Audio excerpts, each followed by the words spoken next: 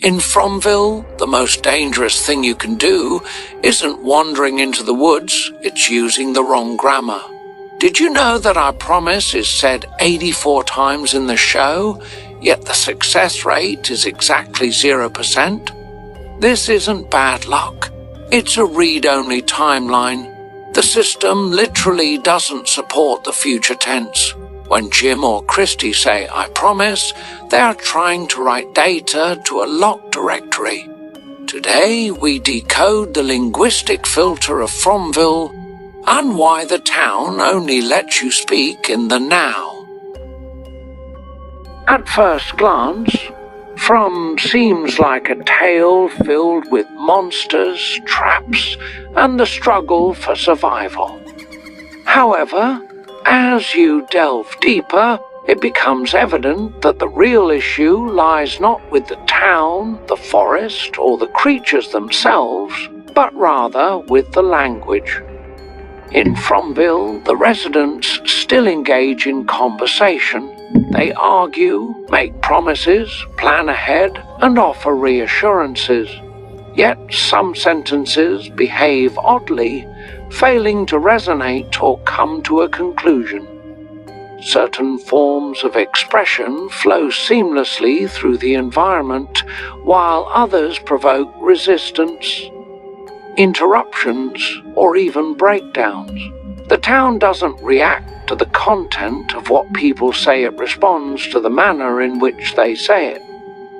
This isn't merely a story about monsters, it's a diagnostic examination of a system that has lost its capacity to envision the future. In Fromville, the most perilous action isn't wandering into the woods at night, but it's using improper grammar. The town doesn't just filter those who enter, it screens the way they communicate. Drawing from the raw data of the dialogue, this narrative reveals a world where language has been deprived of its ability to propel us forward. Throughout the series, I promise is mentioned 84 times, yet the success rate stands at a striking 0%. A promise is essentially a speech act, a verbal commitment that aims to connect the present moment with a future event. However, in the world of Fromville, we find ourselves on a read-only timeline. The system is caught in a perpetual cycle of now and memory. When Jim or Christy declare, "I promise," they're essentially trying to input new information into a directory that's locked tight. Rather than engaging in debate, the system simply interrupts. When a promise is made, when a future is envisioned, the system physically distances the speakers from one another. Each time a promise is voiced, the system responds not by saying nor correcting, but by interrupting. People are split apart. Something always intervenes before the promise can evolve into reality. This interruption serves as the environment's way of stating input rejected, future tense not supported. The underlying grammar simply doesn't align. It's not that the speakers are being dishonest, it's that the world lacks the capacity to uphold such commitments. In Fromville, a promise is akin to data sent to a directory that no longer permits new entries. The phrase, "I will," pops up 15 times in key episodes, yet it's more like a ghost tense, never really indicating a tomorrow.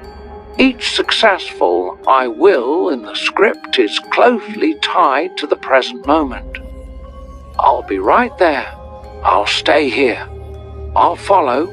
The instant someone attempts to use "I will" for a true future, like Julie's imaginary game about going home, it's dismissed as mere fantasy. In Fromville, the grammar of the future is only acceptable if its meaning remains anchored in the now. Genuine future planning feels like a foreign language that the town simply won't translate is clearly hypothetical, a fantasy realm where rules and consequences don't apply. And, of course, it never materializes. There's no home for her to return to. These phrases aren't about the future. Instead, they're presents dressed up in future language and actions that unfold in seconds rather than days. The grammar pretends to look ahead, but the essence never strays from the now. Fromville allows "I will" only if it doesn't truly conjure a future. Clean future tense tomorrow, later, after this is absent, not avoided. It's filtered. Here, the future exists only as a whisper. When the phrase "want" fades away, "have to" steps in. "I have to" isn't just a choice, it's a script override, embodying the language of necessity. You'll notice that when a character declares "I have to," the dialogue loses its vibrancy. There's no room for negotiation, no "we should," and no "what if." Characters like Victor, Tabitha, Elgin, and Sara, those most profoundly affected by the system, frequently use this phrase. Once "I have to" enters a dialogue, the human connection evaporates. You're no longer engaging with a person. Instead, you're interacting with a proxy executing a subroutine. When someone utters this phrase, the conversation reaches its conclusion.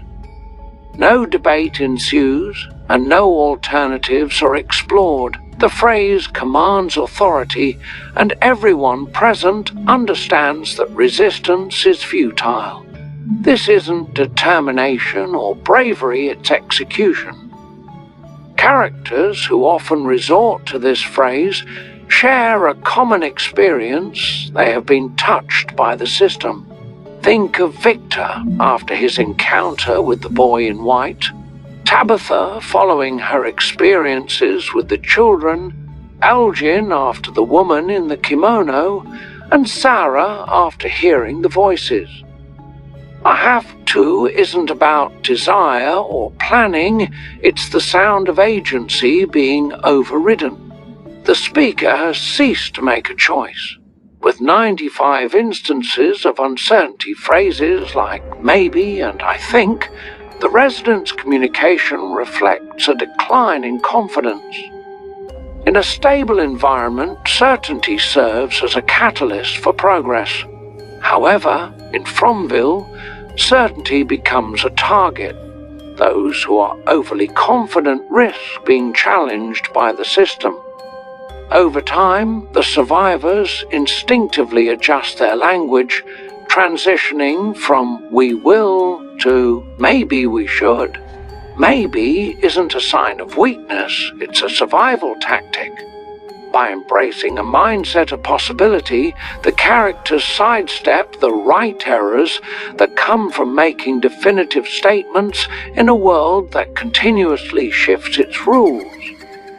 As time goes on, certainty diminishes. The early arrivals speak with conviction.